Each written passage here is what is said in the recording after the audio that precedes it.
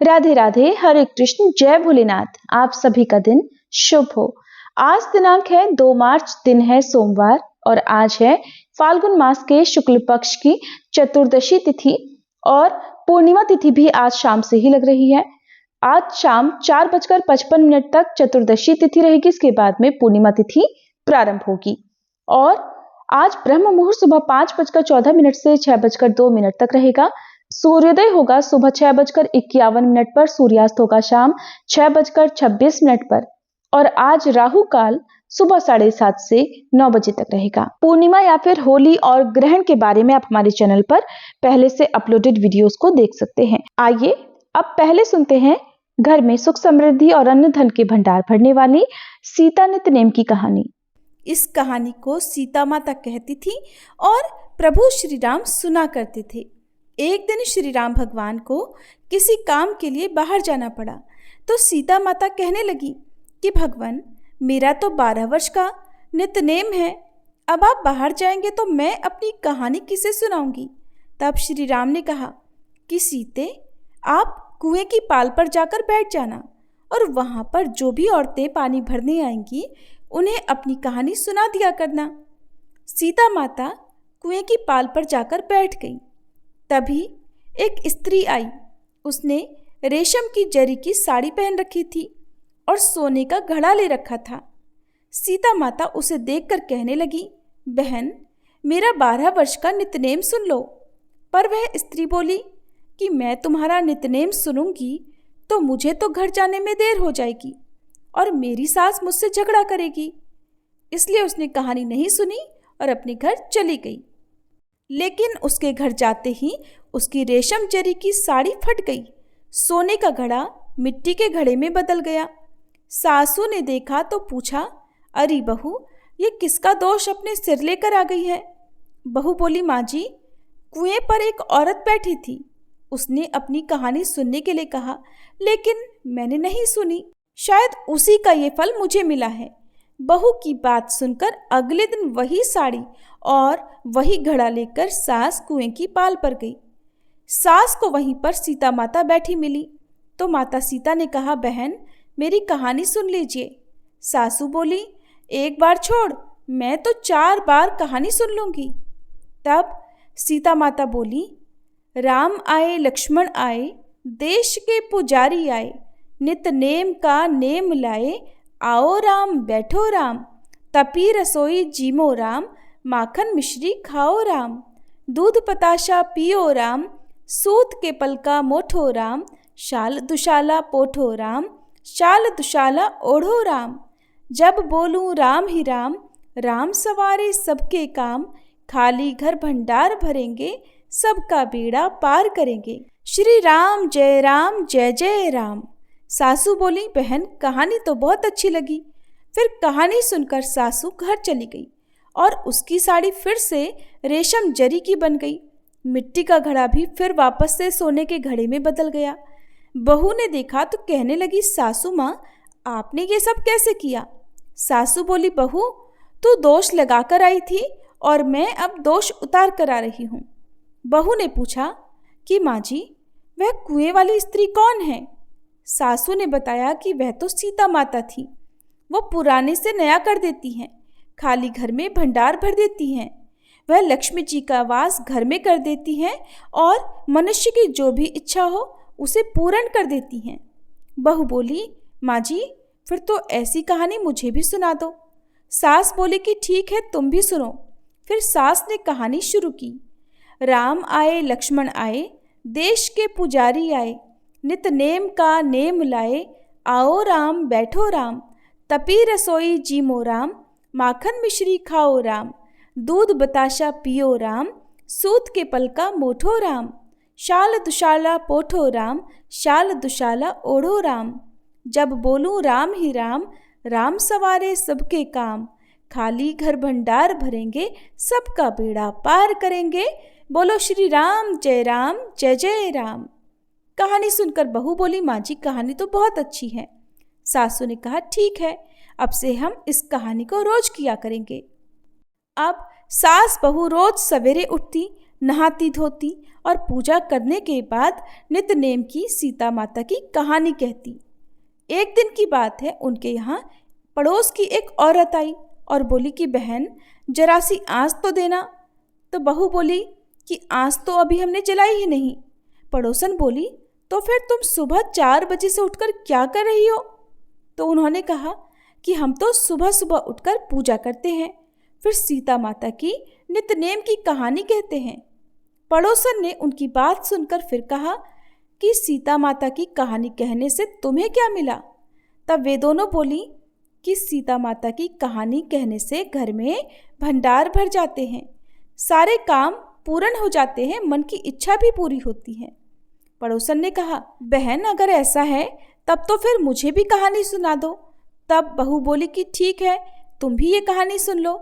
राम आए लक्ष्मण आए, देश के पुजारी आए, नित नेम का नेम लाए। आओ राम बैठो राम, तपी रसोई जीमो राम, माखन मिश्री खाओ राम, दूध बताशा पियो राम, सूत के पल का मोठो राम, शाल दुशाला पोठो राम, शाल दुशाला ओढ़ो राम। जब बोलू राम ही राम, राम सवारे सबके काम, खाली घर भंडार भरेंगे, सबका बेड़ा पार करेंगे, श्री राम जय जय राम। पड़ोसन ने इस कहानी को सुना तो कहने लगी बहन कहानी तो बहुत अच्छी लगी। अब वह पड़ोसन भी नित्यनेम सीता माता की कहानी कहने लगी। कहानी कहने से सीता माता ने पड़ोसन के भी धन के भंडार भर दिए। देखते ही देखते अब तो पूरे मोहल्ले में नित्यनेम की कथा चल पड़ी और हर किसी की मनोकामना पूर्ण होने लगी। हे सीता माता, जैसे आपने उन सभी के भंडार भरे वैसे ही हमारे भी भरना। कहानी कहने वाले, सुनने वाले और हुंकार भरने वाले सबके भरना। सभी प्रेम से बोलिए सीता मैया की जय। अब आपको सुनाते हैं युधिष्ठिर महाराज और यक्ष के मध्यवेश संवाद की कथा। कथा बहुत ही रोचक है, इसलिए पूरा सुनकर कमेंट करके जरूर बताइएगा।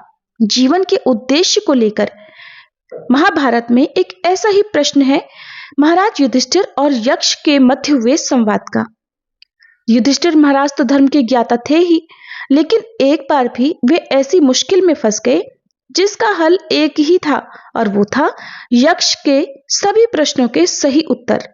लेकिन जो भी हो, युधिष्ठिर महाराज और यक्ष के बीच हुए संवाद के अंदर ही जीवन का वो ज्ञान, वो रहस्य छुपा है जो हम सबको भी बहुत ध्यान से सुनकर अपने अंदर आत्मसात करना चाहिए। वह यक्ष कौन था और उसने युधिष्ठिर महाराज से जीवन से जुड़े कौन कौन से प्रश्न पूछे थे, उसे बताने से पहले हम आपको उस परिस्थिति से अवगत कराना चाहते हैं जिसकी वजह से यक्ष और युधिष्ठिर महाराज के मध्य संवाद हुआ और युधिष्ठिर जी को यक्ष के सवालों के जवाब देने पड़े थे। महाभारत से युधिष्ठिर और यक्ष के बीच पूर्ण संवाद का प्रसंग तब आता है जब अरण्य पर्व के एक प्रसंग के अनुसार पांडव 13 वर्षों के वनवास के दौरान एक वन से दूसरे वन की यात्रा कर रहे थे। तब उन्होंने एक समय अपना ठिकाना द्वैत वन को भी बनाया।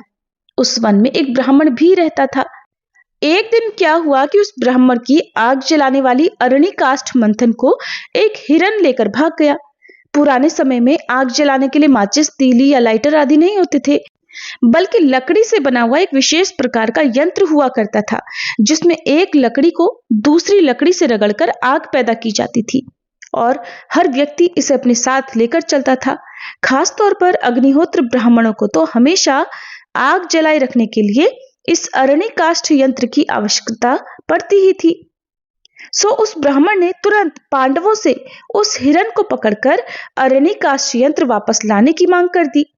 पांचों पांडव भाई उस हिरन के पीछे पीछे दौड़ पड़े। हिरन के सींगों के बीच वह अरणी काष्ठ यंत्र फंसी हुई थी। पांडवों को आता देखकर वो हिरन अचानक चौकड़ी भरकर घने जंगल में भागने लगा और देखते ही देखते गायब हो गया। हिरन के पीछे भागते भागते पांचों पांडव भाई थक गए और एक वृक्ष के नीचे बैठ गए। लगातार दौड़ते रहने के कारण पांडवों को जोर की प्यास भी लगी थी, इसलिए युधिष्ठिर महाराज ने सबसे पहले नकुल को पानी की तलाश में भेजा। नकुल जब पास के ही इस सरोवर के किनारे पहुंचे तो वहां पर जैसे ही वह पानी पीने लगे तभी एक आवाज गूंजी। वह आवाज यक्ष की थी जो छिपकर एक पेड़ पर बैठा हुआ था उस यक्ष ने नकुल से कहा कि इस सरोवर पर मेरा अधिकार है, अगर तुमने पानी पीने की कोशिश की तो मारे जाओगे। नकुल ने उस यक्ष की बात पर ध्यान नहीं दिया और जैसे ही दोनों हाथों में भरकर पानी पीने का प्रयास किया तो वे वहीं मूर्छित होकर गिर गए। बहुत देर तक जब इधर नकुल वापस नहीं आए तो युधिष्ठिर महाराज ने सहदेव को नकुल की खोज करने और पानी लाने के लिए भेजा। अब सहदेव भी अपने भाई नकुल को ढूंढते ढूंढते सरोवर के उसी किनारे पर पहुंच गए।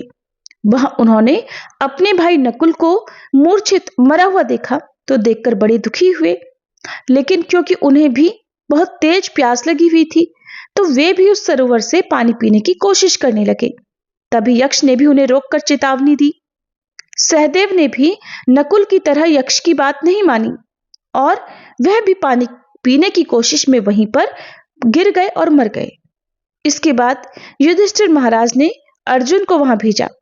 जब अर्जुन ने अपने भाइयों को वहां मरा हुआ देखा तो वे भी रोने लगे, लेकिन उन्हें भी तेज की प्यास लगी थी।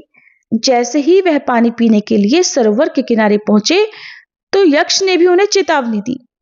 अर्जुन ने गुस्से में हवा में बहुत सारे तीर चलाए, लेकिन वे सारे तीर बेकार चले गए।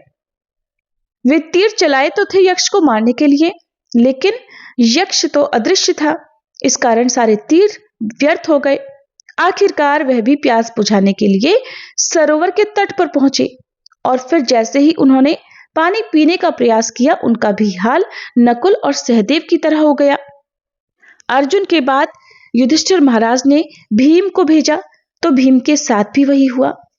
आखिरकार जब युधिष्ठिर महाराज स्वयं वहां पहुंचे और उन्होंने वहां पर अपने सभी भाइयों को मरा हुआ देखा तो देखकर वे बड़ा दुखी हुए, लेकिन बुद्धिमान युधिष्ठिर ने गौर किया कि न तो उनके भाइयों के शरीर पर किसी अस्त्र शस्त्र के निशान हैं और न ही वहां उनके भाइयों के अलावा किसी अन्य के पैरों के निशान हैं। तो उन्हें यह समझ में तो आ गया कि हो न हो ये किसी और ही शक्ति का काम है, क्योंकि उनके भाइयों को मारने की शक्ति तो किसी भी आम इंसान में नहीं है।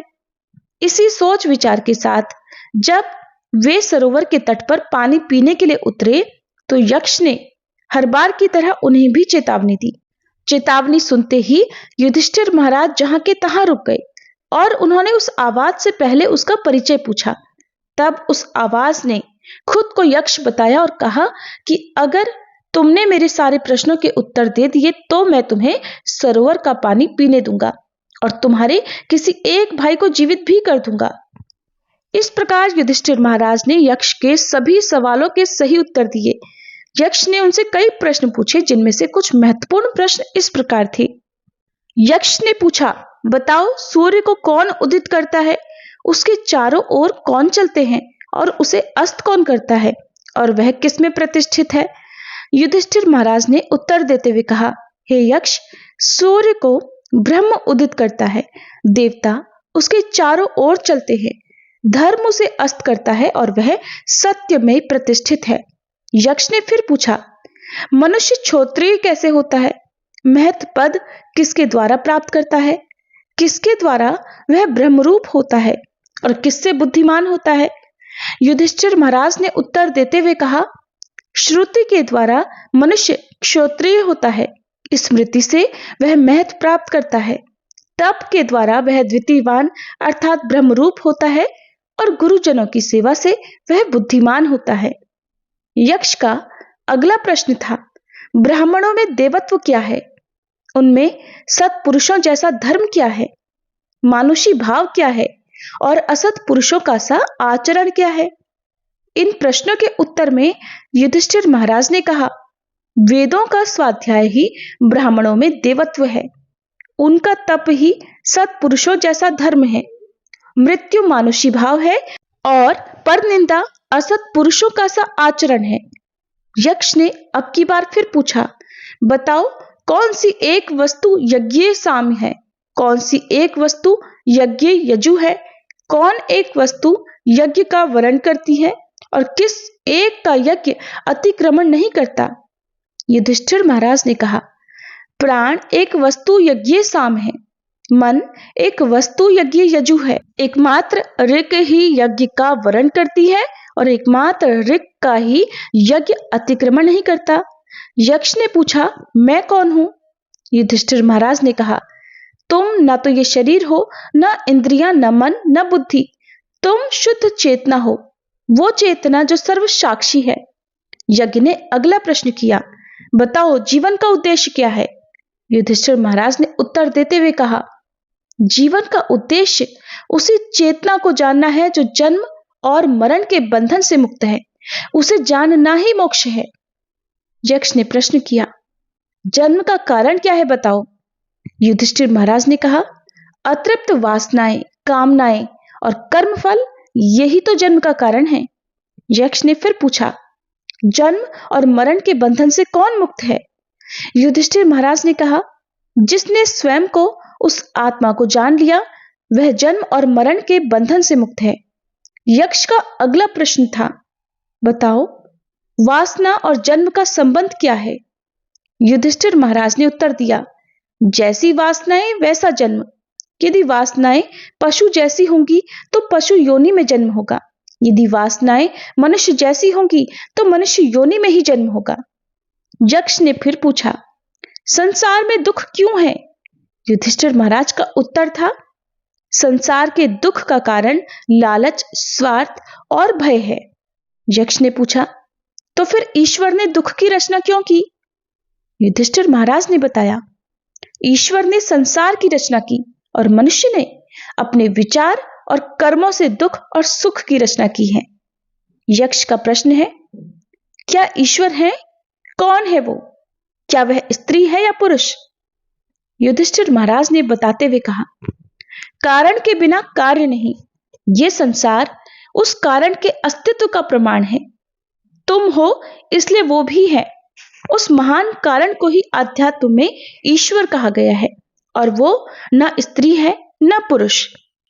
यक्ष ने आगे प्रश्न करते हुए पूछा, बताओ उसका स्वरूप क्या है?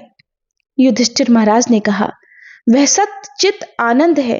वह निराकार ही सभी रूपों में अपने आप को, स्वयं को व्यक्त करता है। यक्ष ने फिर पूछा, वह अनाकार अर्थात निराकार स्वयं करता क्या है? युधिष्ठिर महाराज ने बताया, वो ईश्वर संसार की रचना, पालन और फिर संहार करता है।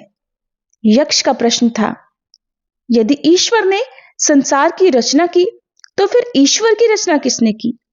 युधिष्ठिर महाराज ने उत्तर दिया, वह अजन्मा, अमृत और अकारण है। यक्ष का प्रश्न है, बताओ भाग्य क्या है? युधिष्ठिर महाराज ने बताया, हर क्रिया, हर कार्य का एक परिणाम है। परिणाम अच्छा भी हो सकता है, बुरा भी हो सकता है। ये परिणाम ही तो भाग्य है। आज का प्रयत्न कल का भाग्य है। यक्ष का प्रश्न है, सुख और शांति का रहस्य क्या है? तब युधिष्ठिर महाराज ने बताया, सत्य, सदाचार, प्रेम और क्षमा सुख का कारण है।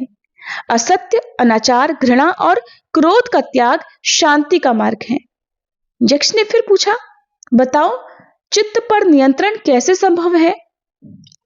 युधिष्ठिर महाराज ने बताया, इच्छाएं, कामनाएं चित्त में उद्वेग उत्पन्न करती हैं। इच्छाओं पर विजय ही चित्त पर विजय है। यक्ष ने प्रश्न किया, बताओ सच्चा प्रेम क्या है? युधिष्ठिर महाराज का इस बार उत्तर था, स्वयं को सभी में देखना सच्चा प्रेम है। स्वयं को सर्वव्याप्त देखना सच्चा प्रेम है। स्वयं को सभी के साथ एक देखना सच्चा प्रेम है। यक्ष ने कहा, बताओ तो फिर मनुष्य सभी से प्रेम क्यों नहीं करता? युधिष्ठिर महाराज का उत्तर था, जो स्वयं को सभी में नहीं देख सकता वही सभी से प्रेम नहीं कर सकता। यक्ष ने पूछा, आसक्ति क्या है? इस बार युधिष्ठिर महाराज का उत्तर था, प्रेम में मांग, अपेक्षा, अधिकार ही आसक्ति है। यक्ष ने पूछा, नशा क्या है? युधिष्ठिर महाराज का उत्तर था, आसक्ति। यक्ष ने पूछा, बताओ मुक्ति क्या है? युधिष्ठिर महाराज ने कहा, अनासक्ति अर्थात आसक्ति के विपरीत ही मुक्ति है। यक्ष ने प्रश्न किया, बुद्धिमान कौन है बताओ? तब युधिष्ठिर महाराज ने बताया, जिसके पास विवेक है वही बुद्धिमान है। यक्ष का अगला प्रश्न है, चोर कौन है? तब युधिष्ठिर महाराज ने बताया, इंद्रियों के आकर्षण जो इंद्रियों को हर लेते हैं वही चोर हैं। यक्ष ने पूछा, नरक क्या है? युधिष्ठिर महाराज का उत्तर था, इंद्रियों की दासता ही नरक है। यक्ष ने प्रश्न किया, जागते हुए भी कौन सोया हुआ है? तब युधिष्ठिर महाराज ने बताया, जो आत्मा को नहीं जानता वह जागते हुए भी सोया है। यक्ष का प्रश्न है, कमल के पत्ते में पड़े हुए जल की तरह अस्थायी क्या है? युधिष्ठिर महाराज ने बड़े ही सुंदर स्वर में और बड़े ही सुंदर शब्दों में उत्तर दिया, यौवन, धन और जीवन। यक्ष का प्रश्न है, बताओ दुर्भाग्य का कारण क्या है? इस बार युधिष्ठिर महाराज का उत्तर था, मद और अहंकार। यक्ष ने प्रश्न किया, सौभाग्य का कारण क्या हो सकता है? युधिष्ठिर महाराज ने बताया, सत्संग और सबके प्रति मैत्री भाव ही सौभाग्य का कारण है। यक्ष ने पूछा, सारे दुखों का नाश कौन कर सकता है? युधिष्ठिर महाराज ने बताया, जो सब छोड़ने को तैयार हो वही दुखों का नाश कर सकता है। यक्ष ने फिर प्रश्न किया, मृत्यु पर्यंत यातना कौन देता है?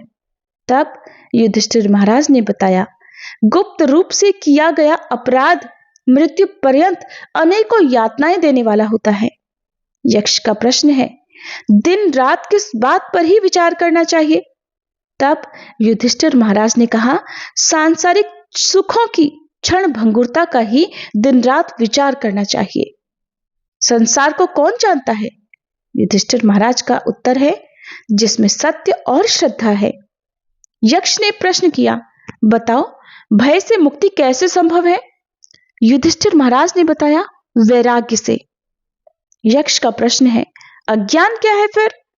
युधिष्ठिर महाराज ने कहा, हे यक्ष, आत्मज्ञान का अभाव ही तो अज्ञान है। यक्ष ने पूछा, दुखों से मुक्त कौन है?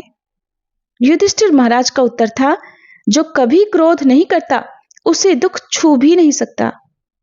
यक्ष ने कहा, वो क्या है जो अस्तित्व में है और नहीं भी? तब युधिष्ठिर महाराज ने कहा, माया। माया क्या है? नाम और रूपधारी नाशवान जगत। युधिष्ठिर महाराज ने पूछा, फिर बताओ परम सत्य क्या है?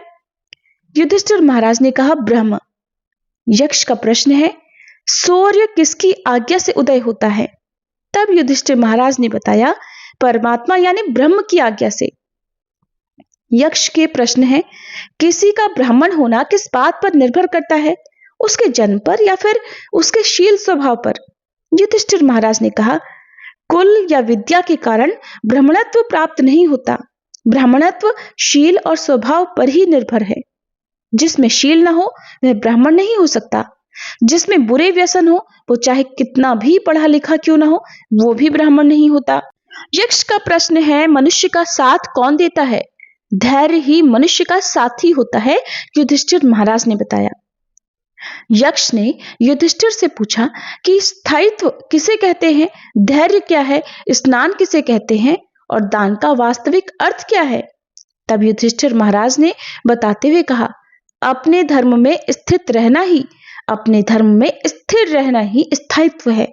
अपनी इंद्रियों पर नियंत्रण रखना ही धैर्य है।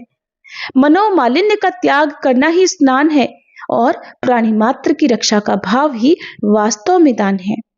तब बताओ कौन सा शास्त्र है जिसका अध्ययन करके मनुष्य बुद्धिमान बनता है? युधिष्ठिर महाराज ने बताया, कोई भी ऐसा शास्त्र नहीं है। महान लोगों की संगति से ही मनुष्य बुद्धिमान बनता है। यक्ष का प्रश्न है, बताओ फिर भूमि से भारी चीज क्या है? युधिष्ठिर महाराज ने कहा, संतान को कोख में धरने वाली मां उस भूमि से भी भारी होती है। यक्ष का प्रश्न है, आकाश से भी ऊंचा कौन है? तब युधिष्ठिर महाराज ने बताया, पिता। यक्ष का प्रश्न है, हवा से भी तेज चलने वाला कौन है? घास से भी तुच्छ चीज क्या है? विदेश जाने वाले का साथी कौन होता है? तब युधिष्ठिर महाराज ने कहा, हवा से भी तेज मन चलता है, घास से भी तुच्छ चिंता होती है और विदेश जाने वाले का साथी होती है उसकी विद्या। यक्ष ने कहा, तब बताओ घर में रहने वाले का साथी कौन होता है? युधिष्ठिर ने कहा, पत्नी। मरणासन्न वृद्ध का मित्र कौन होता है? युधिष्ठिर महाराज ने कहा, मरणासन्न व्यक्ति का मित्र केवल दान होता है, क्योंकि वही तो मृत्यु के बाद अकेले चलने वाले जीव के साथ साथ चलता है। यक्ष ने पूछा, तो बताओ फिर बर्तनों में सबसे बड़ा कौन है? युधिष्ठिर महाराज ने बताया कि भूमि ही सबसे बड़ा बर्तन है, जिसमें सब कुछ समा सकता है। यक्ष ने पूछा, सुख क्या है? किसके छूट जाने पर मनुष्य सर्वप्रिय बनता है और किस चीज के खो जाने पर उसे दुख होता है? तब युधिष्ठिर महाराज ने बताया, सुख वो चीज है जो शील और सच्चरिता पर आधारित है। अहंभाव के छूट जाने पर मनुष्य सर्वप्रिय बन जाता है। जिसमें अहंकार नहीं, वह सबका प्रिय हो जाता है।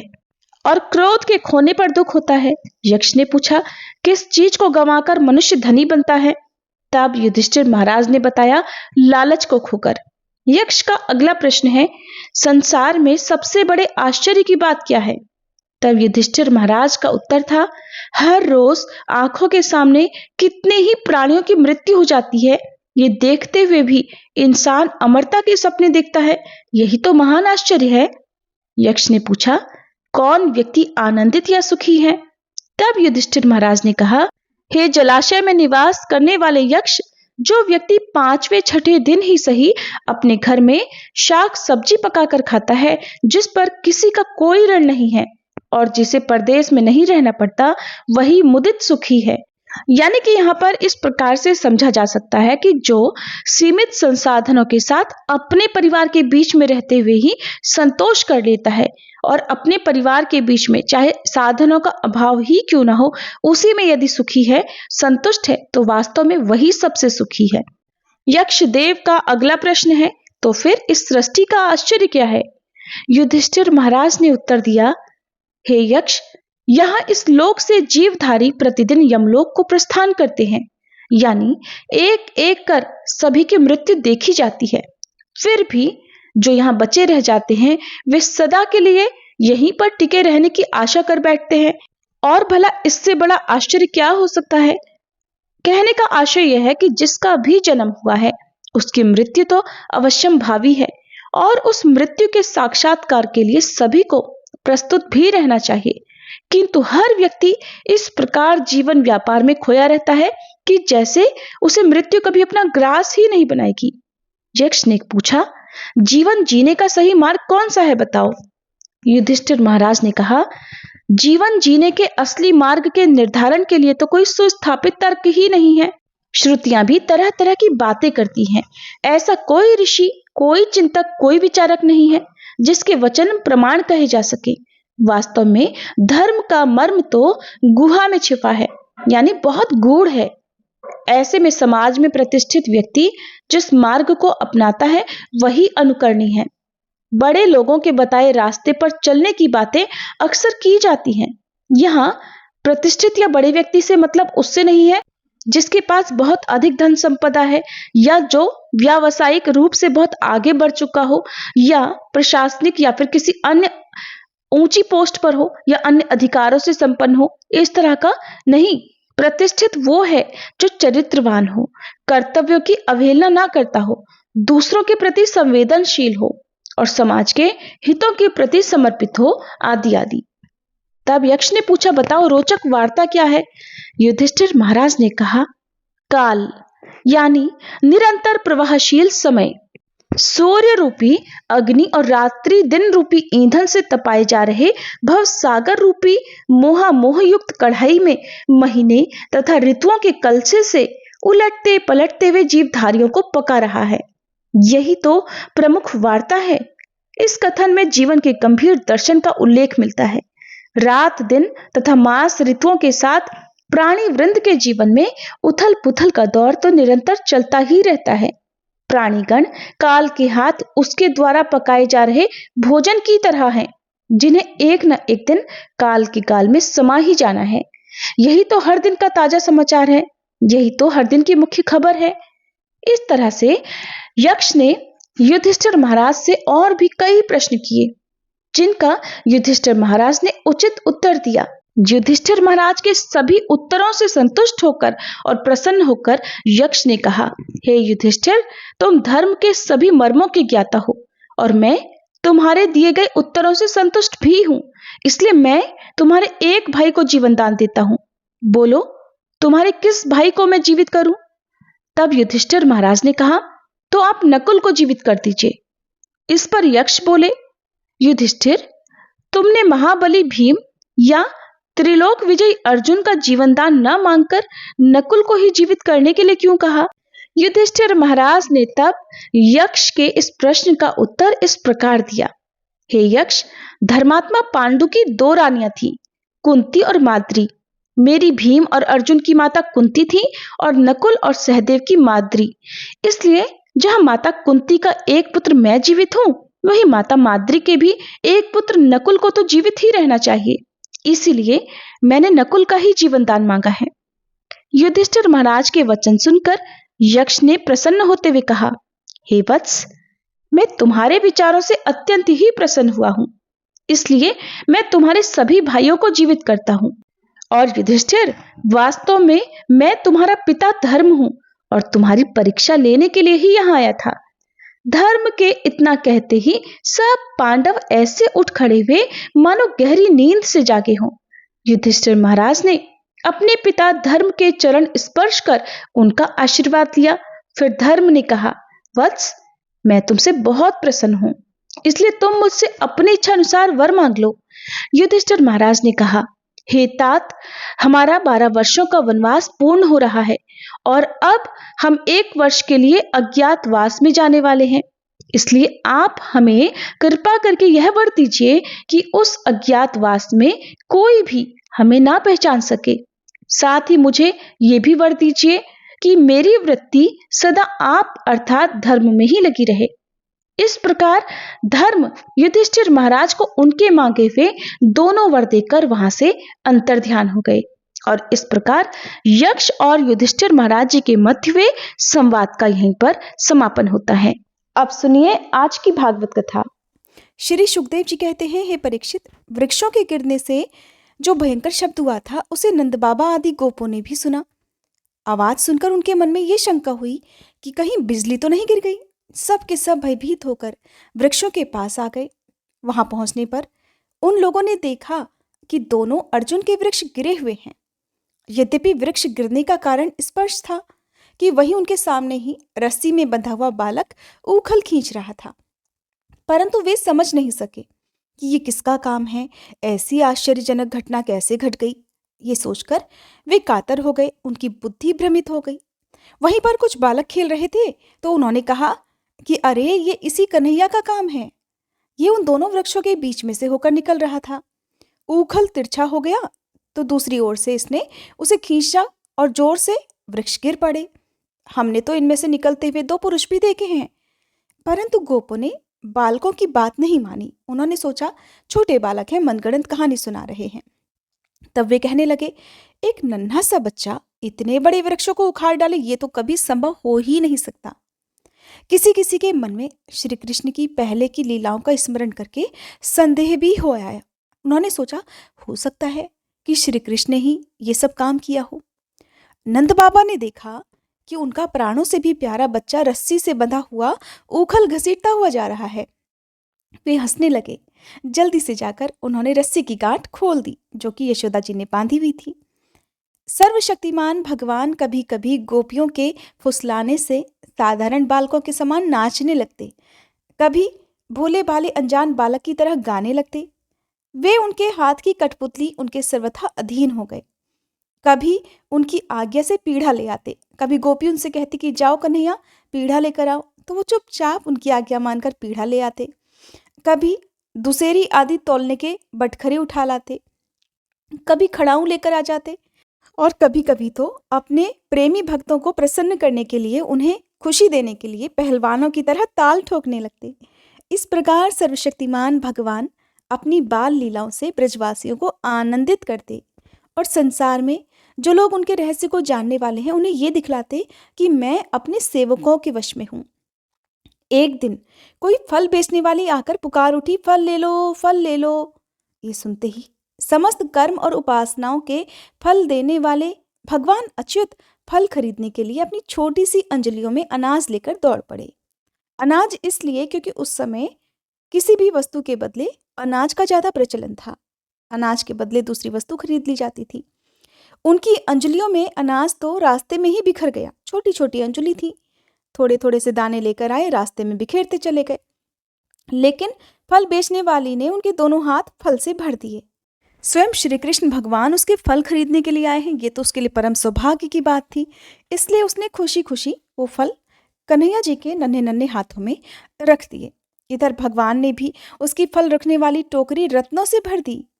फिर एक दिन यमलार्जुन वृक्ष को तोड़ने वाले श्री कृष्ण और बलराम बालकों के साथ खेलते खेलते यमुना जी के तट पर चले गए और खेल में ही रम गए। तब रोहिणी देवी ने उन्हें पुकारा, ओ कृष्ण, ओ बलराम, जल्दी आओ। परंतु रोहिणी जी के पुकारने पर भी वे दोनों नहीं आए, क्योंकि उनका मन तो खेलने में ही लग गया था। जब बुलाने पर भी वे दोनों बालक नहीं आए, तब रोहिणी जी ने वात्सल्य स्नेहमयी यशोदा जी को भेजा कि जाओ यशोदा जी, मेरे बुलाने पर तो ये बालक आ ही नहीं रहे। श्री कृष्ण और बलराम जी ग्वाल बालों के साथ बहुत देर से खेल रहे थे। यशोदा जी ने जाकर उन्हें पुकारा। उस समय पुत्र के प्रति वात्सल्य स्नेह के कारण उनके स्तनों से दूध निकल रहा था। वे जोर जोर से पुकारने लगी, अरे मेरे प्यारे कन्हैया, ओ कृष्ण, कमल नयन, श्याम सुंदर, बेटा आओ और अपनी माँ का दूध पी लो। खेलते खेलते थक गए होगे बेटा, अब बस करो। देखो तो सही, तुम भूख से दुबले हो रहे हो। अरे मेरे प्यारे बेटा राम, तुम तो पूरे कुल को आनंदित करने वाले हो। अपने छोटे भाई को लेकर जल्दी से आओ तो सही। देखो भाई, आज तुमने बहुत सवेरे कलह किया था, अब तो तुम्हें कुछ खा लेना चाहिए।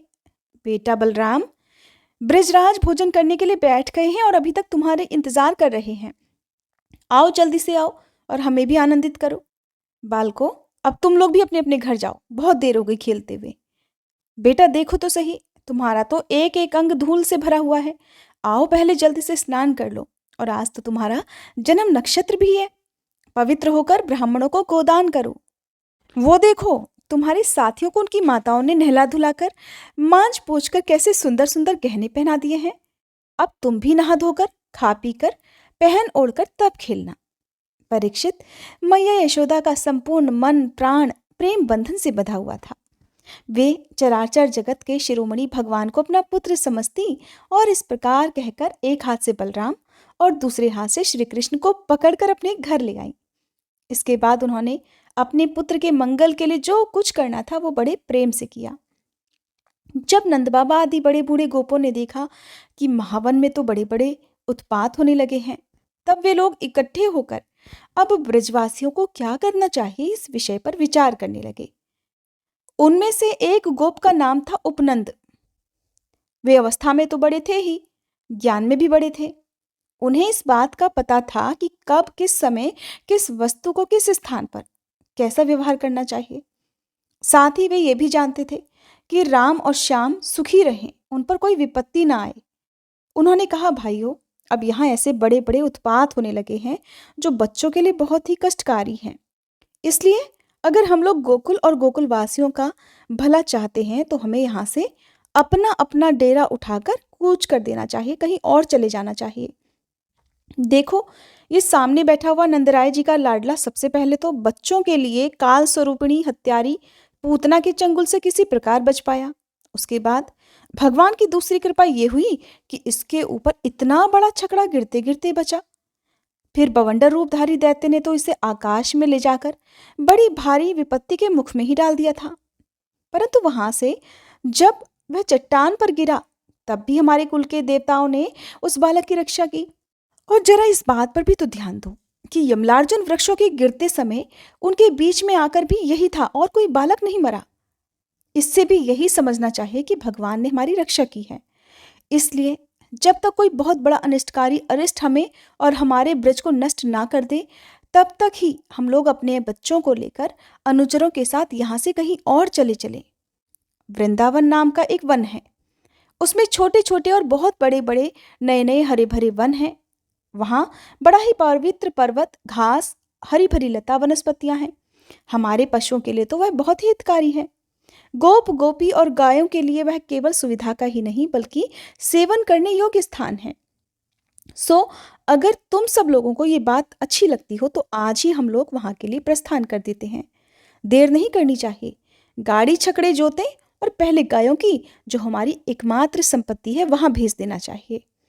उपनंद की बात सुनकर सभी गोपों ने एक स्वर से कहा, बहुत अच्छा, बहुत अच्छा। इस विषय में किसी का कोई भी मतभेद नहीं था। सब लोग इस बात से सहमत थे। सभी लोगों ने अपनी झुंड की झुंड गायें इकट्ठी की और छकड़ों पर घर की सारी सामग्री लादकर वृंदावन की यात्रा की। परीक्षित, ग्वालों ने बूढ़े, बच्चों, स्त्रियों और सब सामग्रियों को छकड़ों पर चढ़ा दिया और स्वयं उनके पीछे पीछे धनुष बाण लेकर बड़ी सावधानी से चलने लगे। उन्होंने गऊ और बछड़ों को तो सबसे आगे कर लिया और उनके पीछे पीछे सिंगी और तुरही जोर जोर से बजाते हुए चल निकले। उन सब के साथ ही पुरोहित लोग भी चल रहे थे। गोपियां अपने वक्ष स्थल पर नई केसर लगाकर, सुंदर सुंदर वस्त्र पहनकर, गले में सोने के हार धारण किए हुए रथों पर सवार थीं।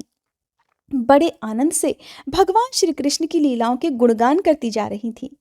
यशोदा जी और रोहिणी जी भी वैसे ही सज धज कर अपने अपने प्यारे पुत्र श्री कृष्ण और बलराम के साथ एक छकड़े पर शोभायमान हो रही थी। वे दोनों अपने बालकों की तोतली बोली सुन सुनकर भी अघाती नहीं थी और सुनना चाहती थी। तोतले बालकों की बोली बहुत प्यारी लगती है ना। वृंदावन बड़ा ही सुंदर वन है। चाहे कोई भी ऋतु हो, वहां हमेशा सुख ही सुख रहता है। उसमें प्रवेश करके ग्वालों ने अपने छकड़ों को अर्धचंद्राकार मंडल बांधकर खड़ा कर दिया और अपने गोधन के अर्थात गौओं के रहने योग्य स्थान भी बना लिया। परीक्षित, वृंदावन का हरा भरा वन अत्यंत मनोहर गोवर्धन पर्वत और यमुना नदी के सुंदर सुंदर पुलिनों को देखकर भगवान श्री कृष्ण और बलराम जी के हृदय में उत्तम प्रीति का उदय हुआ। बलराम और श्याम दोनों ही अपनी तोतली बोली और अत्यंत मधुर बालोचित लीलाओं से गोकुल की ही तरह वृंदावन में भी ब्रजवासियों को आनंद देते रहे। थोड़े ही समय में, कुछ दिनों के बाद, वे बछड़े भी चराने लगे। दूसरे ग्वाल बालों के साथ खेलने के लिए बहुत सी सामग्री लेकर वे घर से निकल पड़ते और गायों के रहने के स्थान के पास ही अपने नन्हे नन्हे बछड़ों को चराते। श्याम और राम कहीं बांसुरी बजा रहे हैं तो कहीं गुलेल या ढेल बांस से ढेले और गोलियां फेंक रहे हैं, जैसे कि आमतौर पर छोटे छोटे बालक किया करते हैं। किसी समय अपने पैरों के घुंघरू पर तान छेड़ रहे हैं तो कहीं बनावटी गाय और बैल बनकर खेल रहे हैं। एक ओर देखिए तो सांड बन बनकर हकड़ते हुए आपस में लड़ रहे हैं और दूसरी ओर मोर, कोयल, बंदर आदि पशु पक्षियों की तरह तरह की बोलियां निकाल रहे हैं। हे परीक्षित, इस प्रकार सर्वशक्तिमान भगवान साधारण बालकों के समान ही खेलते रहते। एक दिन की बात है, बलराम और श्री कृष्ण अपने प्रेमी सखा ग्वाल बालों के साथ यमुना तट पर बछड़े चरा रहे थे। उसी समय उन्हें मारने की नियत से एक दैत्य वहां पर आया। भगवान ने देखा कि वह बनावटी बछड़े का रूप धारण करके बछड़ों के ही झुंड में मिल गया है। वे आंखों के इशारों से बलराम जी को दिखाते हुए धीरे धीरे उसके पास पहुंच गए। उस समय ऐसा जान पड़ता था मानो वे दैत्य को तो पहचानते ही नहीं और उस हट्टे कट्टे सुंदर बछड़े पर मुग्ध हो गए हैं। भगवान श्री कृष्ण ने पूंछ के साथ ही उसके दोनों पिछले पैर पकड़कर आकाश में जोर से घुमाया और मर जाने पर कैथ के वृक्ष पर पटक दिया। उसका लंबा तगड़ा दैत्य शरीर बहुत से कैथ के वृक्षों को गिराकर स्वयं भी गिर पड़ा। ये देखकर ग्वाल बालों के आश्चर्य की सीमा नहीं रही और वे वाह वाह करके प्यारे कन्हैया की प्रशंसा करने लगे। देवतागण भी बड़े आनंद से फूलों की वर्षा करने लगे। परीक्षित, जो सारे लोगों के एकमात्र रक्षक हैं, वे ही श्याम और बलराम अब वत्सपाल अर्थात बछड़ों के चरवाहे बने हुए हैं। वे तड़के ही उठकर कलेवे की सामग्री ले लेते। कलेवा सुबह के नाश्ते को कहते हैं और बछड़ों को चराते हुए एक जंगल से दूसरे जंगल में घूमा करते। एक दिन की बात है, सभी ग्वाल बाल अपने झुंड के झुंड बछड़ों को पानी पिलाने के लिए जलाशय के किनारे पर गए। उन्होंने पहले बछड़ों को जल पिलाया और फिर खुद भी पिया। ग्वाल बालों ने देखा कि वहां पर एक बहुत बड़ा जीव बैठा हुआ है। ऐसा लगता था मानो इंद्र के वज्र से कटकर कोई पहाड़ का टुकड़ा गिरा हुआ हो। ग्वाल बालों ने देखा तो उसे देखकर डर गए। वह बक नाम का बड़ा भारी असुर था जो बगले का रूप धारण करके वहां पर आया हुआ था। उसकी चोंच बड़ी तीखी थी और स्वयं वह बड़ा बलवान था। उसने झपट कर श्री कृष्ण को समूचा ही निकल लिया। जब बलराम आदि बालकों ने देखा कि वह बड़ा भारी बगुला श्री कृष्ण को निकल गया है, तब उनकी वही गति हुई जो प्राण निकल जाने पर इंद्रियों की होती है। वे तो मूर्छित हो गए। परीक्षित, श्री कृष्ण लोक पितामह ब्रह्मा जी के भी पिता हैं। वे लीला से ही गोपाल बालक बने हुए हैं। जब वे बगुले के तालू के नीचे नहीं पहुंचे, तब वे आग के समान उसका तालू ही जलाने लगे। इसलिए उस दैत्य ने श्री कृष्ण के शरीर पर बिना किसी प्रकार का कोई भी घाव किए ही झटपट उन्हें उगल दिया और फिर बड़े क्रोध से अपनी कठोर चोंच से उन पर चोट करने के लिए टूट पड़ा। कंस का सखा बकासुर अभिभक्त वत्सल भगवान श्री कृष्ण पर झपट ही रहा था कि उन्होंने अपने दोनों हाथों से उसके दोनों ठोर पकड़ लिए, अर्थात उसकी चोंच के दोनों किनारे पकड़ लिए, और ग्वाल बालों के देखते ही देखते खेल ही खेल में उसे वैसे ही चीर डाला जैसे कोई कपड़े के दो किनारों को दो तरफ से पकड़कर बीच में से चीर डालता है। ये सब देखकर देवताओं को बड़ा आनंद हुआ। सभी देवतागण भगवान श्री कृष्ण पर नंदन वन के बेला, चमेली आदि के फूल बरसाने लगे, नगाड़े, शंख आदि बजाकर और स्तोत्रों द्वारा उन्हें प्रसन्न करने लगे। ये सब देखकर सारे के सारे ग्वाल बाल बड़े हैरान हो गए। जब बलराम आदि बालकों ने देखा कि श्री कृष्ण तो बगुले के मुख से निकलकर हमारे पास आ गए हैं, तब उन्हें ऐसा आनंद हुआ मानो प्राणों के संचार से इंद्रियां सचेत और आनंदित हो गई हों। सबने भगवान श्री कृष्ण को अलग अलग गले लगाया। इसके बाद अपने अपने बछड़े हाँककर सभी ब्रज में आ गए और उन्होंने वहां पर घर के लोगों से वन में घटित हुई सारी घटना कह सुनाई। परीक्षित, बकासुर के वध की घटना सुनकर सभी के सब गोप गोपी आश्चर्यचकित हो गए। उन्हें ऐसा लगा जैसे कन्हैया जी साक्षात मृत्यु के मुख से ही लौट कर आए हों। वे बड़ी उत्सुकता, प्रेम और आदर से श्री कृष्ण को निहारने लगे। उनके नेत्रों की प्यास बढ़ती ही जाती थी, किसी भी प्रकार उन्हें तृप्ति होती ही नहीं थी। वे आपस में कहने लगे, हाय, ये कितने आश्चर्य की बात है कि इस बालक को कितनी बार मृत्यु के मुंह में जाना पड़ा, परंतु जिन्होंने भी इसका अनिष्ट करना चाहा, जिन्होंने भी इसे मारना चाहा, उन्हीं का अनिष्ट हो गया, क्योंकि उन्होंने पहले से दूसरों का अनिष्ट किया था। ये सब होने पर भी वे भयंकर असुर इसका कुछ भी नहीं बिगाड़ पाते। आते हैं इसे मार डालने की नियत से, किंतु आग पर गिरकर पतंगों की तरह उल्टे खुद ही जलकर खाक हो जाते हैं। सच है, ब्रह्मवेत्ता महात्माओं के वचन कभी झूठे नहीं होते। देखो ना, महात्मा गर्गाचार्य जी ने जितनी बातें कही थी, सब की सब 16 आने ठीक उतर रही है। नंद बाबा आदि गोपगण इसी प्रकार बड़े आनंद से अपने श्याम और बलराम की बातें किया करते। वे उनमें इतने लीन रहा करते कि उन्हें संसार के दुख और संकटों का कुछ पता ही नहीं चलता।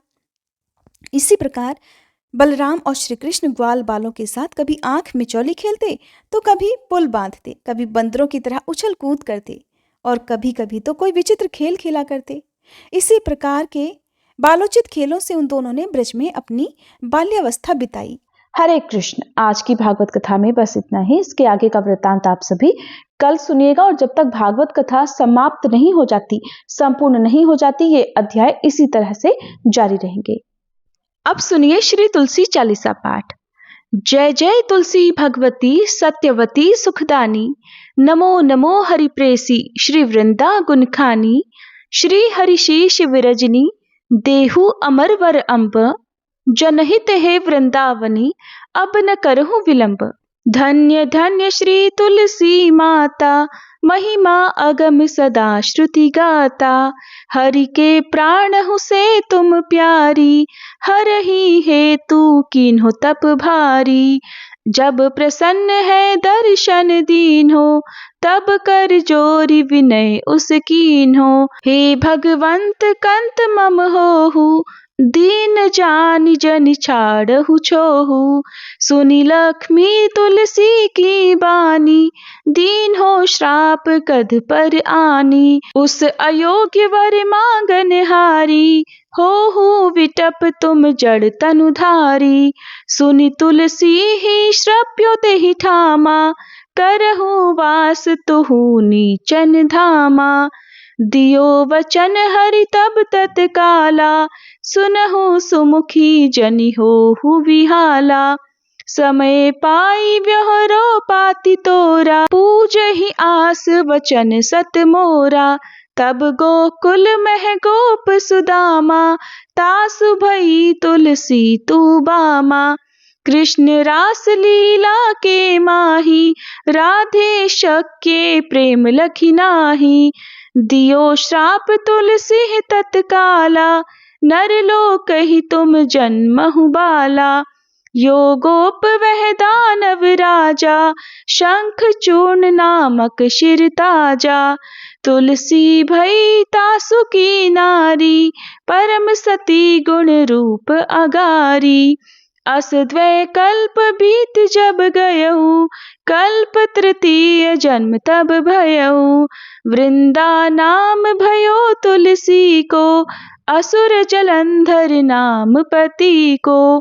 कर अति द्वंद अतुल बल धामा, कीन्हा शंकर से संग्रामा। जब निज सैन्य सहित शिव हारे, मरहि न तब हर हर ही पुकारे। पतिव्रता वृंदा थी नारी, को न सके पति संहारी। तब जलंधर ही वेश बनाई, वृंदा ढिग हरि पहुँच्यो जाई।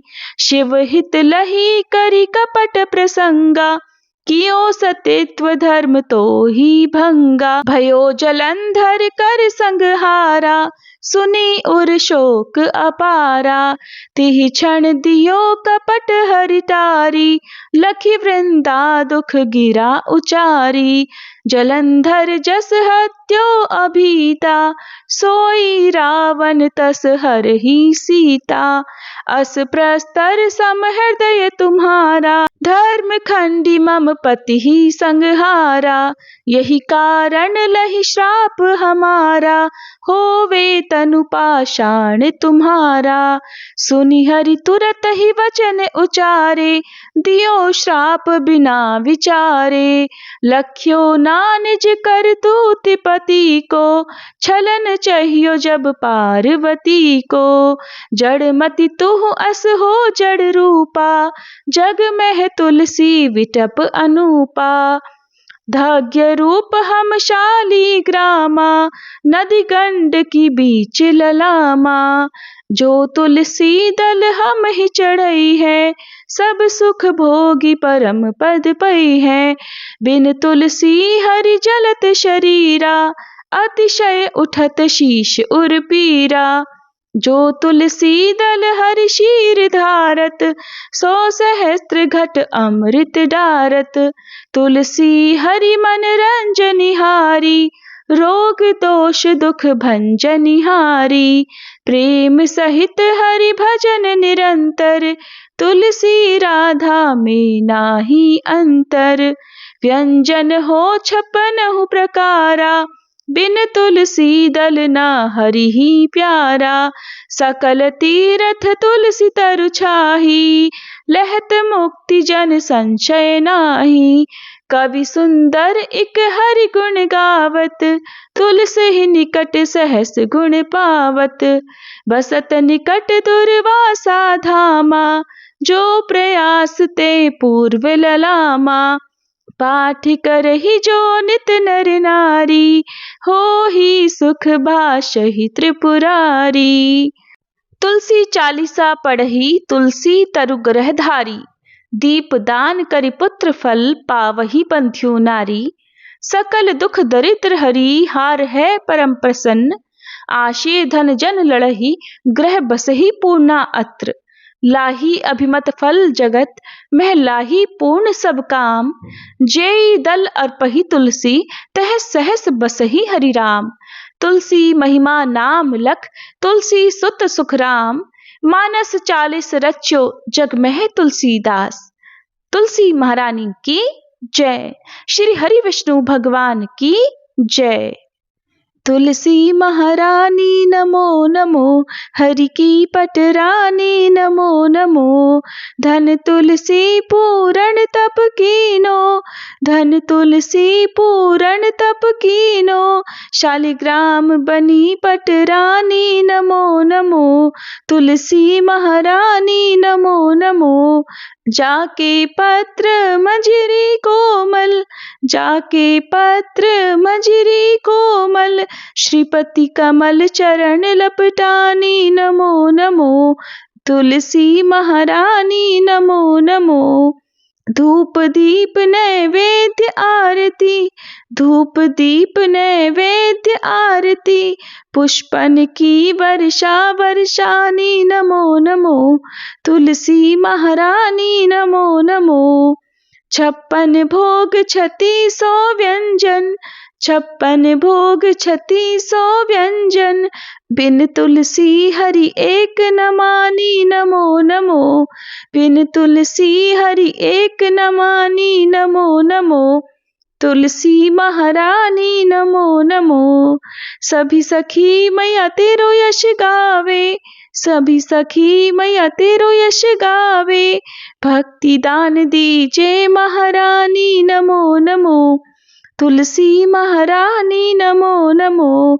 हरि की पटरानी, नमो नमो तुलसी महारानी, नमो नमो।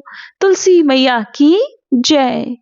श्री भागवत भगवान की है आरती, पापियों को पाप से है तारती। श्री भागवत भगवान की है आरती, पापियों को पाप से है तारती। ये अमर ग्रंथ, ये मुक्ति पंथ, ये पंचम वेद निराला, नव ज्योति जलाने वाला। हरि नाम यही, हरि धाम यही, हरि नाम यही, हरि धाम यही, यही जग मंगल की आरती, पापियों को पाप से है तारती। श्री भागवत भगवान की है आरती, पापियों को पाप से है तारती। ये शांति गीत पावन पुनीत, पापों को मिटाने वाला, हरि दर्श दिखाने वाला। ये सुख करनी, ये दुख हरनी, ये सुख करनी, ये दुख हरनी, श्री मधुसूदन की आरती, पापियों को पाप से है तारती। श्री भागवत भगवान की है आरती, पापियों को पाप से है तारती। ये मधुर बोल जग फंद खोल, सन्मार्ग दिखाने वाला, बिगड़ी को बनाने वाला। श्री राम यही घनश्याम यही, श्री राम यही घनश्याम यही, यही प्रभु की महिमा की आरती, पापियों को पाप से है तारती। श्री भागवत भगवान की है आरती, पापियों को पाप से है तारती। श्री भागवत भगवान की है आरती, पापियों को पाप से है तारती।